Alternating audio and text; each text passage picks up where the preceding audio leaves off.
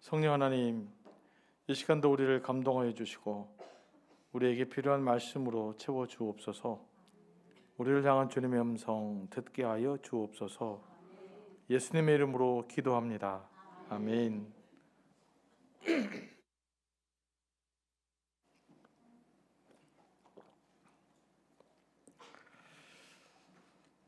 이렇게 또 재직헌신 예배로 모여서 제가 부임한 이래로 가장 많은 사람들이 모여서 찬양을 위해서 감사하고 또 재직헌신 예배로 가장 많이 모여줘서 감사를 드립니다.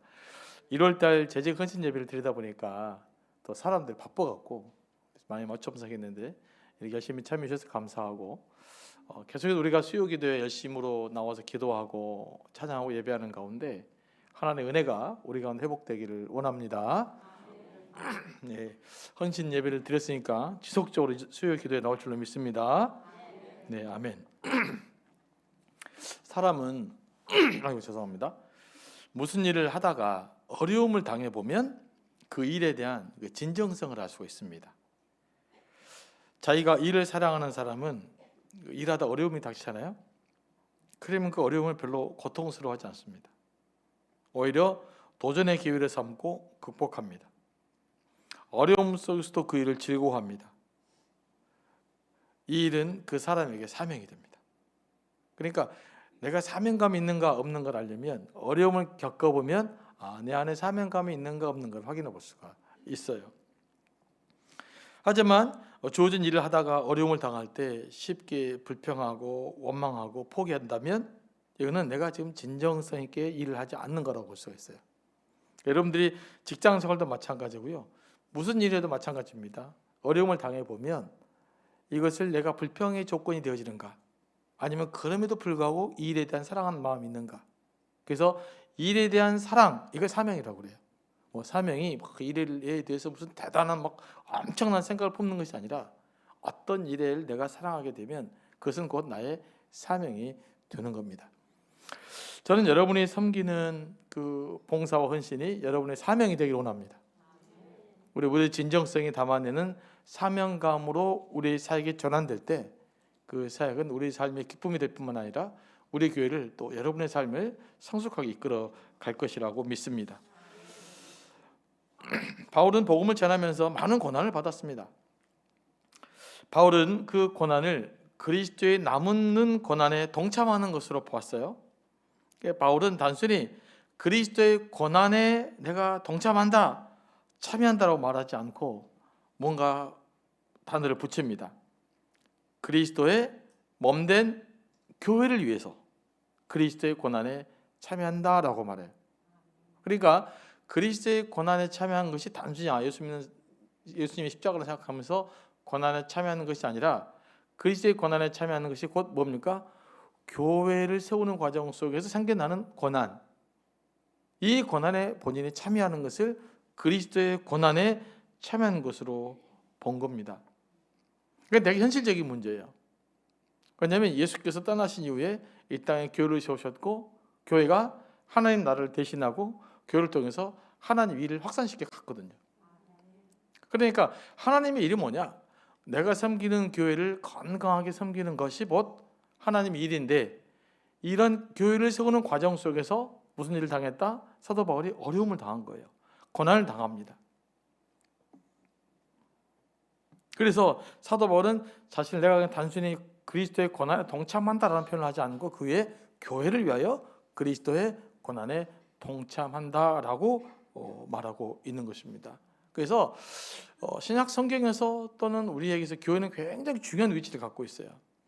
여러분들이 교회 그러면 그냥 교회 현상만 바라보고 내가 다니는 교회에 대한 뉴스, 요즘 이상한 목사님들의 이야기들, 이런 것은 교회가, 이것도 교회지만 이건 교회 아주 작은 부분이죠. 본질적 교회가 뭐냐? 그리스도의 몸으로서의 교회예요. 그러니까 그리스도의 몸인 교회는 소중한 겁니다. 내가 목숨을 걸 수 있는 가치가 있는 거예요. 왜냐하면 그리스도의 몸인 교회이기 때문에. 그 몸인 교회의 일부가 이제 저같은 목회자도 있을 것이고, 장로님들도 있을 것이고, 권사들도 있을 것이고, 장로교회도 있을 것이고, 침례교회도 있고, 감리교회도 있고, 여러 가지 교회가 있는 거예요. 그러나 그 모두가 그리스도의 몸인 교회로서 존재한다라는 겁니다. 그때 그리스도의 몸인 교회로서의 그 교회는 우리가 예수님과 동일한 마음으로 사랑하고 섬겨될 존재인 줄로 믿습니다. 그래서 우리가 이 교회에 대한 교회관, 이게 성경적으로 바로 세워야 됩니다. 근데 많은 분들이 이 교회에 대한 교회관이 많이 좀 잘못된 것 같아요. 뭐가 잘못됐느냐? 자, 서로 사는 교회는 제가 목회를 하잖아요. 그럼 많은 사람들이 아이고 문 목사님 교회인가? 어떻게 교회가 제 교회가 되겠어요? 저는 그냥 당회의 장이에요. 그렇죠? 근데 많은 분들이 그렇게 생각합니다. 그래서 목회자가 타락했다. 그럼 그 목회자가 문제거든요. 근데 교회가 타락했다. 이렇게 바꿔버리는 거예요. 또 교회 안에 장로님들이 타락할 수도 있겠죠. 또 권사님들도 타락할 수 있겠죠. 그러면 그 교회 구성원인 권사님이 타락한 거예요. 하지만 그리스도의 몸으로서의 교회는 여전히 예수 그리스도의 심장을 감고 있는 교회라고 하는 사실은 잊어버리면 안 됩니다. 이걸 구분하지 못하면 아주 여러분들이 신앙생활을 어렵게 하게 됩니다. 그렇지 않으면 사람을 보게 돼요. 저 사람이 얼마나 사람인가. 여러분이 저를 바라보면 신앙생활 실패합니다. 제가 목회자지만 여러분들이 저를 보고 신앙의 기준을 세우려고 한다? 절대 그러시면 안 돼요. 그럼 여러분은 100% 무너지게 돼 있어요. 누구를 보고 신앙을 생활해야 됩니까? 예수 그리스도. 이 교회 왜 소중합니까? 그리스도의 몸이기 때문에 소중한 거예요. 그리스도의 몸이기 때문에 이 교회를 지켜야 되는 거예요. 우리가 그런 의식들이 재직들에게서도 먼저 회복될 수 있게 되기를 원합니다. 그래서 교회에는 가장 여러 가지 행정적 시스템이 있음에도 불구하고 교회에 대한 가장 핵심적인 정의는 그리스도의 몸이라는 거예요. 그러니까 예수님을 기준으로 하는, 예수님의 생명을 공유하는 유기체다라는 거예요. 그러니까 저도 예수님의 생명을 공유하고 있고 여러분도 예수님의 생명을 공유하고 있잖아요. 그래서 우리는 유기체처럼 하나의 몸을 이루고 있는 것이죠. 왜냐하면 여러분과 저와 다른 성도님들은 뭡니까? 우리 안에 예수 그리스도의 생명을 다 부여잡고 있기 때문에 그러는 거예요. 그래서 유기체라는 것은 뭐냐? 자, 손을 설명하면 손 따로, 머리 따로, 발 따로 그러잖아요. 자, 그러면 손이 이렇게 탁 꼬집어서 아파요. 그러면 이 고통을 손가락이 느낍니까? 내가 전체로 느낍니까? 아픈 건 내가 아픈 거예요. 손가락만 아프고 난 발이니까 괜찮다. 손가락만 아프고 난 팔이니까 괜찮다. 그렇지 않는 거예요. 그냥 손가락이 아프면 내가 아픈 거예요. 이게 유기체예요. 이게 유기체로서 교회예요. 그러니까 내가 다른 성도들에게 상처를 줘서는 안 되는 겁니다. 왜냐하면 유기체니까요. 근데 이 의식이 없으면 남이 상처를 받든지 말든지 상관이 없어요. 왜냐하면 이 사람은 아픈데 난 안 아프니까. 그건 내가 이미 단절되어 있는 거예요. 누군가가 단절되어 있는 거죠. 형제의 고통에 내가 무관심하다 그러면 내가 그 공동체가 뭔가 단절되어 있다고 생각하시면 돼요. 그래서 한 사람 한 사람을 귀하고 소중하게 여겨야 되는 거예요. 왜냐하면 그리스도의 몸이니까요. 그래서 그리스도 몸인 교회로서의 교회는 전 세계 교회가 죄송합니다. 뭐 하나 걸려가지고 하나의 교회로서 존재합니다. 우리 교회 또한 다양한 생각들과 다양한 차이들이 존재하지만 그럼에도 불구하고 우리는 그리스도 안에서 하나인 거예요. 우리에게 이런 의식이 중요합니다. 요즘 이제 뭐 정적인 현실도 인해서 교회가 뭐 진보 보수로 나눠지고 있지만 예수님 그러면 다 내려놓고 모여야 돼. 하나일 수 있어야 돼.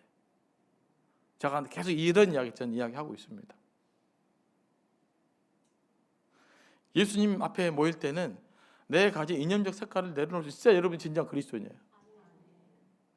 나는 예수 믿는데 끝까지 진보적인 지식인 예수를 믿겠다. 그러면 이게 아니에요. 나는 예수 믿는데 끝까지 난 보수적인 그리스도인을 살겠다. 여러분 보수와 진보가 더 중요한 것이 뭡니까? 여러분 이거 분명하게 하셔야 돼요. 그보다 더 중요한 게 뭐예요? 내가 지금 너무 어려운 질문을 하고 있나요? 왜 이렇게 어렵게 대답을 못 하시죠? 예수 그리스도. 예수님 따라 살면 내가 때로는 극적인 진보도 될 수가 있고 극단적 보수도 될 수 있어요. 하지만 더 중요한 것은 예수 그리스도다. 왜냐하면 우리는 예수 그리스도 안에서 하나이기 때문에 그런 겁니다. 그래서 이 의식이 굉장히 우리는 중요하다고 생각합니다. 앞으로 우리 교회가 순천 지역을 이끌어간다, 우리 지역을 이끌어간다, 민족을 이끌어간다. 만약에 그런다면 무슨 일, 뭐가 더 필요하겠어요? 예수 그리스도 중심으로 하나 될 수 있는 이 통합적 정신이 더 필요한 거 아니겠어요? 이것이 없으면 큰 그릇이 될 수가 없어요. 그냥 짜증하게 모였다가 그냥 그렇게 살다 몸 끝나는 거예요. 하지만 뭔가를 해봐야겠다. 뭔가 이 역사 가운데 뭔가 의미 있는 교회가 되기를 원한다라고 하면 일단 통이 커져야 돼요.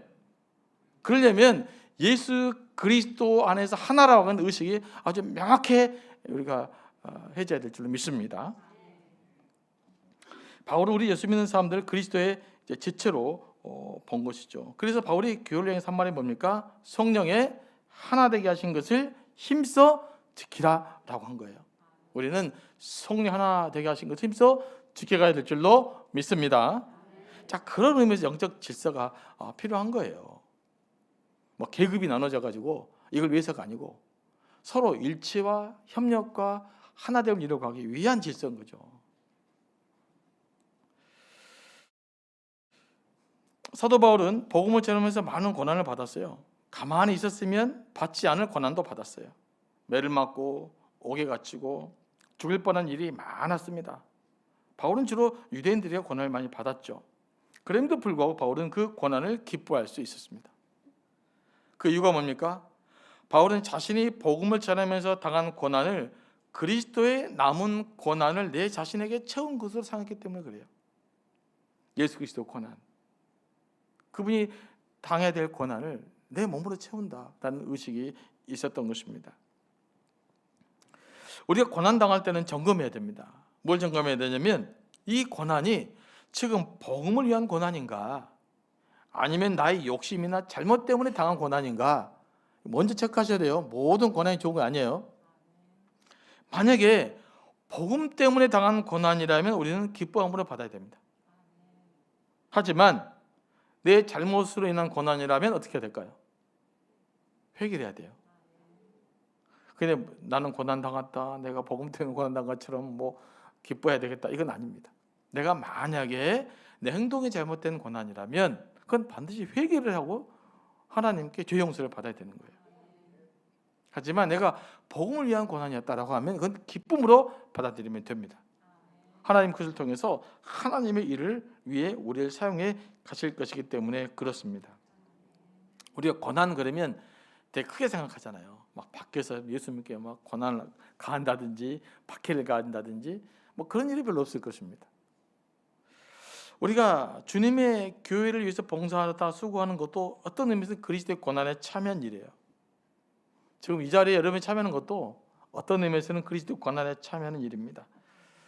또 교회 봉사를 하다 보면 힘든 일이 생겨요. 시간도 내야 되고 비용도 들고 하던 일도 그만둬야 되고 때로는 취미도 그만둬야 될 때가 있어요. 뭔가 희생해야 될 일이 생깁니다. 그렇다고 내가 이만큼 수고했으니까 또 이만큼 희생했으니까 집사님, 장로님, 권사님 참 수고했습니다, 얼마나 애씀을 많이 쓰셨습니까, 이런 말을 들으면 좋으나 얘는 그런 별로 안 듣잖아요. 나는 열심히 수고했는데 굳은 소리 들어요. 왜 그러냐 그래요.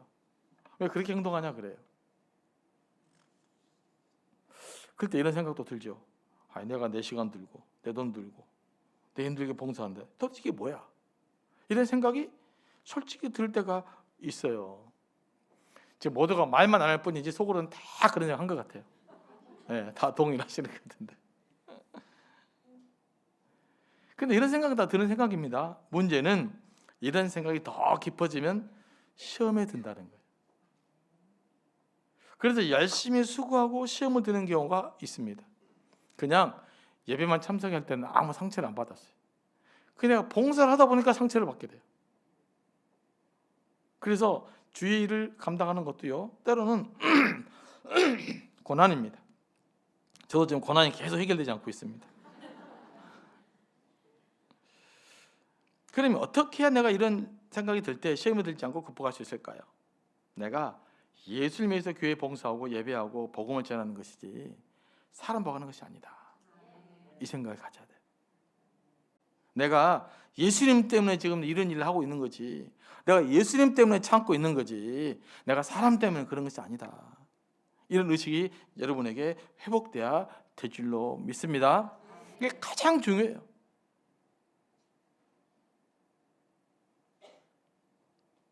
그리고 사도 바울이 고백했던 것처럼 그리스도의 몸된 교회를 위하여 그리스도의 남은 권한을 내 육체에 채워넣어라.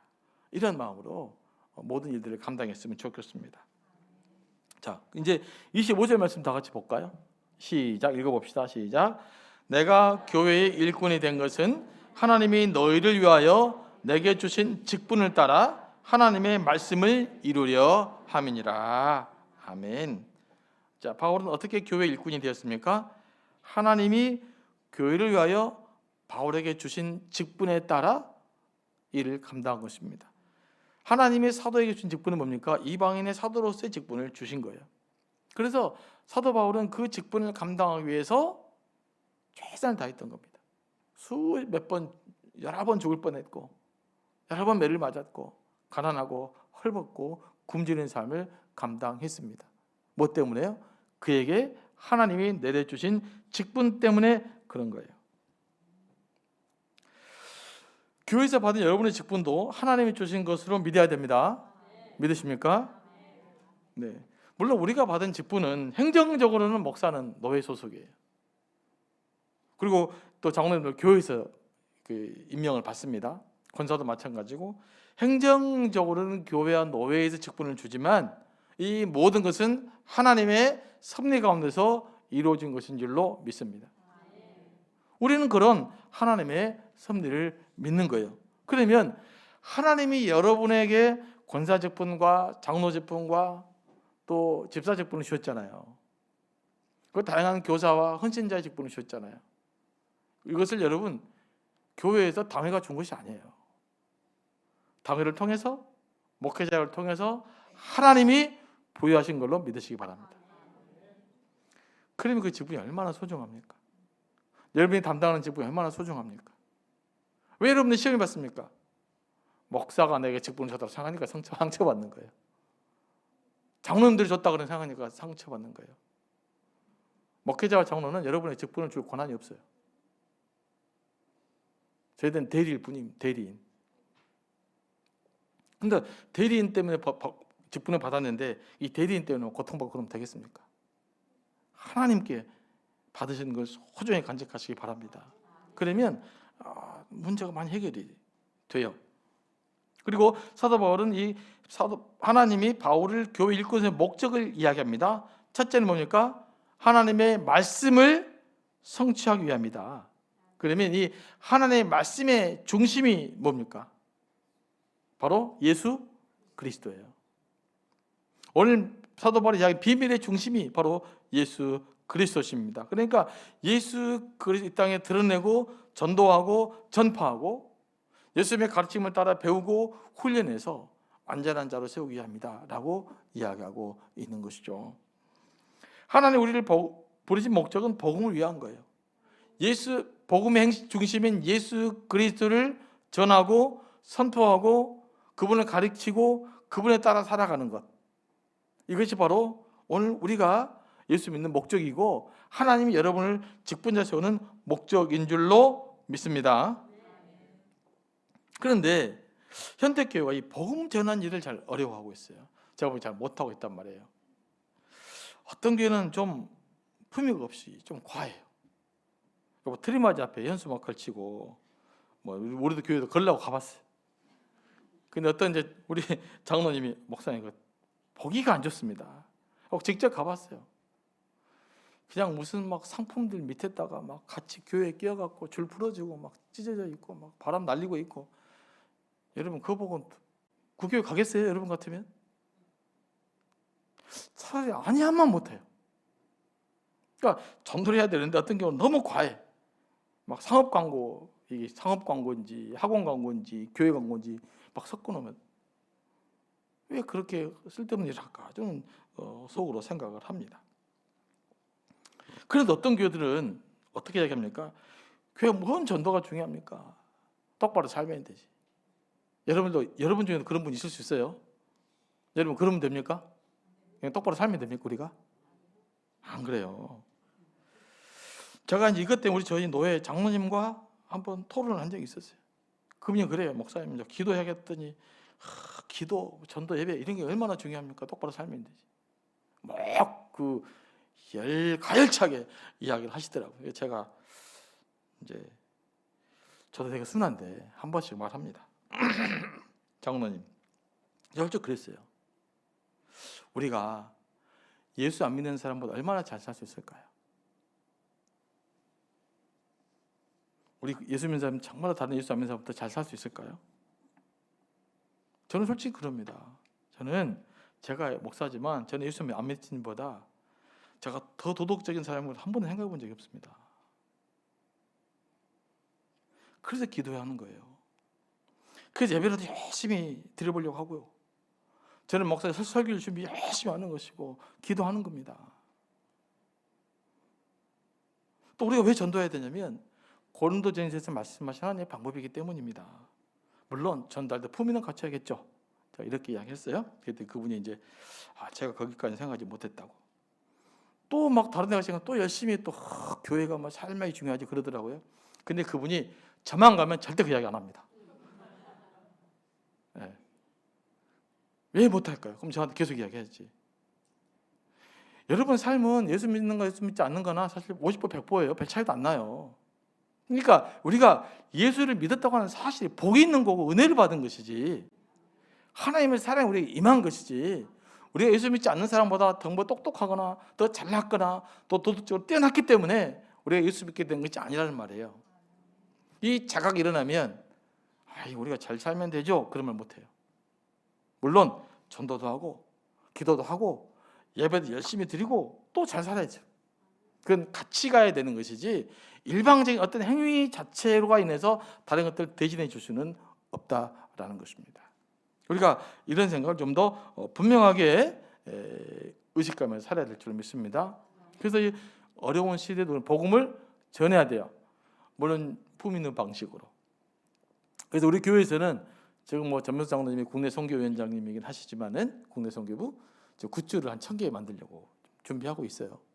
만들어서 뭐 띠 같은 거 안 두르고 그냥 이렇게 주변 사람들 인사 잘하고 좋은 나이스한 모습으로 좀 던져주는 방식으로 지금 준비하려고 있습니다. 그리고 이제 물건이 준비되는 대로 한 3, 4월 달에 토요일 날이나 이렇게 저걸 한 달에 한 번, 2번 정도 지는 그런 일을 하려고 그래요. 그래서 굉장히 중요합니다. 그래서 띠두르고 그런 거 안 합니다. 머리대에도 안 두를 것이고 가슴에도 안 두를 것이고. 하지만 그런 것 할 때는 좀 더 나이스하고 좀 모습으로 좀 하려고 해요. 초대교회 4대 본질을 제가 여러 번 말씀드립니다만은 4가지로 규정하고 있죠. 하나님을 예배하고 복음을 선포하는 케리그마라 그래요. 그다음에 말씀을 교육하고 양육하는 디다케. 그다음에 성도들과 친교하고 삶을 나누는 코이노니아 들어보셨죠? 그리고 그냥 가난하고 소외된 이웃을 돕는 디아코니아. 이 4가지 사역을 초대교회 사역의 4대 본질적 사역이라고 그럽니다. 근데 이제 그 리고렌 목사, 목적이 이끄는 삶을 쓰시는 리고렌 목사는 이거 수레 4바퀴에 비유해요. 4바퀴. 그런데 이 수레가 잘 굴러가려면 이 4바퀴가 어떻게 될까요? 다 똑같아야 돼요. 균형을 이루어야 돼요.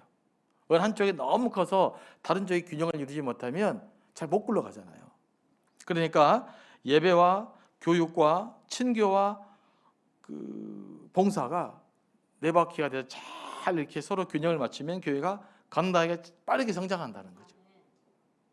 근데 일반 교회는 어느 한쪽에 너무 많은 관심이 많다는 거예요. 어떤 교회는 그냥 디아코니아, 가난한 이웃을 돕는 데만 열심히 힘을 내고 있어요. 근데 전도도 안 하고 기도도 안 하고. 그러면 그 교회는 성장할 수가 없는 것이죠. 어떤 건 열심히 전도하고 하는데 아예 가난한 이웃들이 무관심해요. 그것도 성장이 안 된다는 거예요. 어떤 교회는 친교는 열심히 하는데 예배를 소홀히 해요. 이것도 안 된다는 거죠. 그래서 예배와 친교와 봉사와 교육이 잘 조화를 이루며 균형을 맞추며 나아갈 때 교회가 성장할 수 있다. 저는 그래서 100% 맞다고 믿습니다. 그래서 우리 교회도 교육을 열심히 하고 있는 편이죠. 제가 보니까. 그리고 이제 예배도 좀 다른 열심히 드는 편입니다. 조금 이제 제 분석이 아직 디아코니아 부분이 조금 더 우리가 발전해 가야 될 것이고. 그리고 이제 여기서 말하는 친교는 영적 친교를 말하는 거거든요. 그러니까 친교하면 서로 기도해주고 위로해주고 격려해주는 친교를 말합니다. 우리는 친교합시다 그러면 우리 교회 친교가 부족합니다 이런 이야기 하잖아요. 제가 들어본 무슨 친교냐면 우리가 놀러 가는 것이 좀 부족한 것 같아요. 그런 의미의 친교라는 것 같아요. 우리가 탁구 치는 거 이런 게 좀 부족한 것 같아요. 운동하는 게 좀 부족한 것 같아요. 이거는 친교의 지극히 작은 일부입니다. 성경에 말하는 진정한 친교는 거룩한 친교를 말해요. 성도의 교제, 예수 그리스도 안에서 서로 격려해주고 북돋아주고 위로해주고 기도해주고 중보해주는 그런 거룩한 친교가 우리 가운데서 또 회복되어야 될 줄로 믿습니다. 또 하나님의 사역자 세우는 목적이 또 하나 있어요. 28절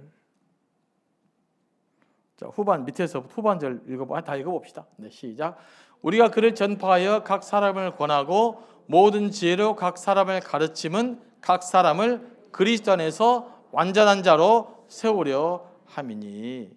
결국 교회 안에서 서로를 권하고 가르쳐하는 것은 뭐냐면 여러분 각 사람을 그리스도 안에서 완전한 사람으로 세우려고 한다. 그 우리의 목표예요. 여러분 완전한 사람이 될 수는 없겠죠. 하지만 완전한 사람이 되려고 계속해서 성장해 가는 사람으로 우리를 세우기 원한다라는 것이죠. 우리 교회 그 큰 표지가 다 있지만 우리 교회는 사람을 살리고 세우는 교회다. 그러니까 교회의 목적이 뭐냐? 결국 사람을 살리고 세우는 교회가 되어야 될 줄로 믿습니다.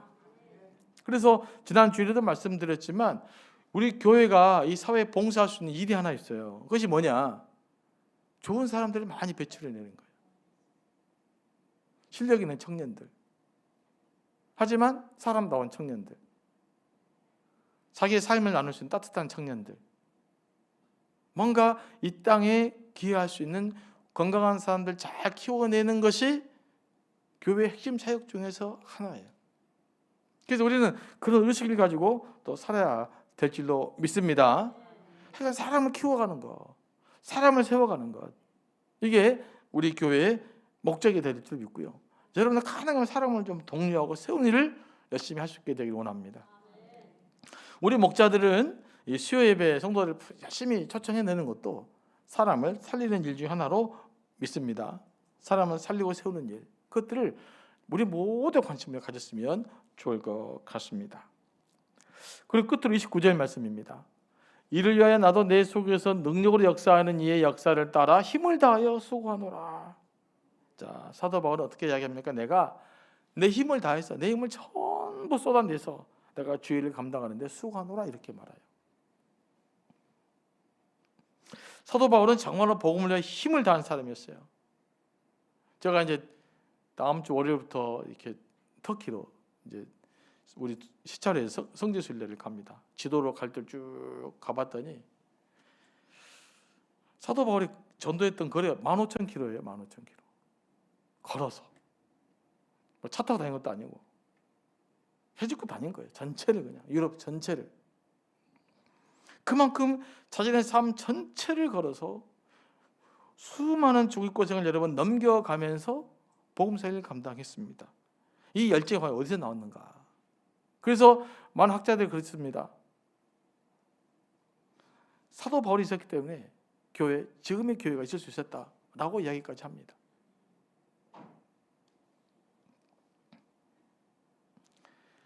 그만큼 사도 바울은 자기 삶을 복음을 전부를 투신을 했습니다. 그런데 사도 바울의 헌신의 모습을 다시 한번 살펴봅니다. 사도 바울은 내가 열심을 다해 수고했다라고 말하지 않습니다. 오늘 말씀 보면 내 속에서 능력으로 역사하는 이의 역사를 따라 이렇게 말합니다. 그러니까 사도 바울은 열심을 냈는데 자기 힘으로 최선을 다한 것이 아니었단 말이에요. 자기 열정만으로 움직인 것이 아니었단 말이에요. 내 속에서 역사하시는 바로 성령의 능력을 따라 내가 수고했다라고 말합니다. 수고 열정이 있었는데 내 열정에 앞서서 뭐가 먼저 있었다? 내 속에 역사하시는 이 성령의 능력이 먼저 있었다는 것이죠. 그러니까 성령의 이끌림 받아서 사도 바울은 사역을 한 겁니다. 그래서 사도 바울이 엄청난 일들을 감당할 수 있었어요. 이건 사람이 할 수 있는 일은 아니죠. 한 인간이 어떻게 이런 일을 할 수 있겠어요? 하지만 그에게는 뭐가 있었다? 자기 속에서 역사하는 성령의 능력이 있었고 그 성령 이끌림을 받았기 때문에 사도 바울이 엄청난 힘을 낼 수 있었다라고 말합니다. 오늘 우리도 마찬가지입니다. 우리의 능력은 나의 열심만으로는 절대 안 됩니다. 내 속에서 역사하시는 성령의 능력을 따라 일을 하셔야 돼요. 그래서 우리가 늘 사역할 때는 뭐 해야 되느냐? 복음의 감동이 있어야 돼요. 그러니까 성령이 역사하면 복음이 나를 감동하거든요. 그러면 기도의 감동이 있어야 됩니다. 찬양의 감동이 있어야 돼요. 예배의 감동이 있어야 돼요. 복음에 대한 감동이 있어야 돼요. 그 감동을 따라 일하면 여러분은 어렵지 않습니다. 아무리 어려운 일이 있어도 별로 어렵지 않게 지나갈 수가 있어요. 그런데 복음의 감동이 없이 내 열심으로만 일하잖아요. 다 지칩니다. 하다가 다 지쳐버려요. 번아웃 됩니다. 탈진이 됩니다. 내 힘으로 하면 탈진이 돼요. 하지만 성령의 힘으로 감당하면 탈진이 안 됩니다. 그래서 여러분들은 이 주일 예배 모든 사역을 감당할 때에 탈진이 안 되기를 원합니다. 그러면 어떻게 해야 돼요? 여러분 힘으로 하는 것이 아니라 여러분 속에서 역사하시는 성령의 능력으로 일들을 감당할 수 있게 되기를 원합니다. 찬양도 성령의 능력으로 감당하시고 우리 목자일도 성령의 능력으로 감당하시고 여전도회 임원들, 권사 임원들, 남전도회 임원들, 또 안수집사 임원들 모두가 성령의 역사하는 그 능력으로 모든 일들을 감당할 수 있게 되기를 소망합니다. 그래서 먼저 찬양의 감동을 회복하십시오. 기도의 감동을 회복하십시오. 예배의 감동을 회복하시기 바랍니다. 그러면 반드시 살아납니다. 반드시 문제 해결되게 돼 있어요. 다 기도 안에서 문제고 다 성령의 역사 안에서 문제입니다. 다 인간적 생각에 앞서서 문제인 거예요. 사도 바울이 이렇게 많은 일을 했는데 얼마나 많은 문제와 트러블이 있었겠어요. 그렇지 않습니까? 근데 사도 바울은 거의 별로 없어요. 본인이 문제를 안 일으킵니다. 왜일까요? 성령의 감동을 따라 일으켰기 때문에 그래요. 만약에 사도 바울이 자기 생각에 따라 일을 했으면 얼마나 교회가 분열이 됐겠습니까?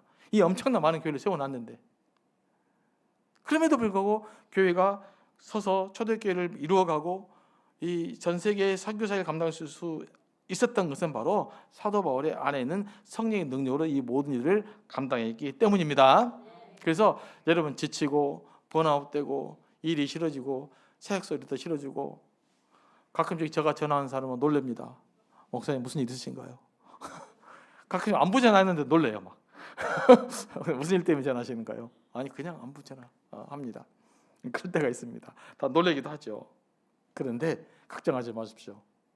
혹시 제가 전화를 하시더라도 이제는 담대하게 받으시기 바랍니다. 네.